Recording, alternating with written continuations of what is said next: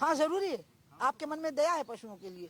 इसलिए आज मैं एक बात और कहूंगी, बहुत जरूरी है। चलिए अच्छा रहा, प्रासंगिक हो गया। पहले की मेरी दो बातें मैंने बहुत जरूरी कही थी कि हिंदू एकता तब होएगी जब सत्ता, शासन और प्रशासन में बराबर की भागीदारी मिलेगी।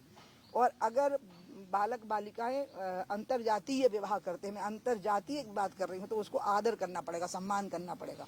और योग्यता देख लीजिए कि ऐसा तो नहीं है कि तो थोड़ा वेट करने के लिए कह सकते हैं, लेकिन इसका सम्मान करना पड़ेगा अंतरजातीय विवाह का। लेकिन इसका आयोजन नहीं हो सकता, ये स्वेच्छा से होता है। दूसरी बात मेरी आपसे जो कही कि गौ और गंगा का मसला अभी आगे चलेगा। तीसरा, अभी जो आपने कहा कि आप, मुझे पता आप मेरे साथ हैं, उसमें मुझे आपसे एक रिक्वेस्ट करनी है, क्योंकि उससे नहीं तो मुझे परेशानी हो जाएगी। वो ये है कि राजनीति के हाशिए पे पड़ी हुई उमा भारती नए रोल के तलाश में, प्लीज। इससे ना गौ को बहुत नुकसान होता है, गंगा को नुकसान होता है। आप ना मेरी और बुराई करिए जो वाकई मुझ में है। मैं बताऊं, जैसे मैं टेम्परामेंटल हूँ, कभी मूड बहुत अच्छा मिलेगा, कभी मैं कहूँ दूर हटो, मुझे आधे घंटे अलग छोड़ दो। तो अब ऐसा तो होगा ना, जो आदमी हमेशा भीड़ में घिरा रहा हो। मेरे पास तो भीड़ आ गई जब मैं 5-6 साल की थी, और आज तक भीड़ ने पीछे ही नहीं छोड़ा। तो इसलिए थोड़ा तो हो जाएगा ना आदमी ऐसा, जैसी मैं हो गई हूँ। और प्यार आप सबसे बहुत करती हूँ, मैं बिल्कुल हाशिए पे नहीं हूँ। इस बात को अमित शाह से पूछना पड़ेगा, और कोई बताएगा तो झूठ बोलेगा वो। बीजेपी का इसके अलावा जो नेता बोलेगा वो झूठ बोलेगा। मैंने अमित शाह जी को क्लियर कहा है कि मैं अभी गंगा और गौ, गंगा कहा था मैंने, तब गौ की बात नहीं कही थी मैंने उतनी, और ना शराब की, मैंने गंगा की बात कही थी कि मेरे मन के मुताबिक नहीं हुआ है।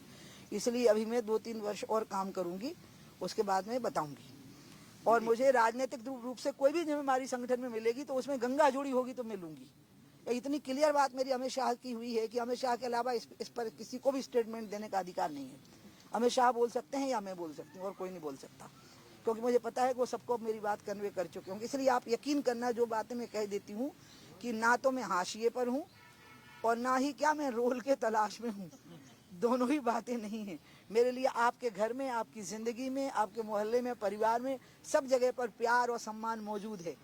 मैं बिल्कुल हाशिए पे पहुंचा हुआ व्यक्ति नहीं हूँ। बड़े आश्चर्य का विषय भी है कि मेरा रेफरेंस खत्म नहीं हो रहा है, मेरा संदर्भ खत्म नहीं हो रहा है। आप लोग मुझे जीवित किए हुए, तो प्लीज ये बातें नहीं करनी। बाकी में हम जरूर करने ही वाले हैं बहुत जल्दी, हम बैठने वाले हैं उसमें, आपको आना हमारे साथ में।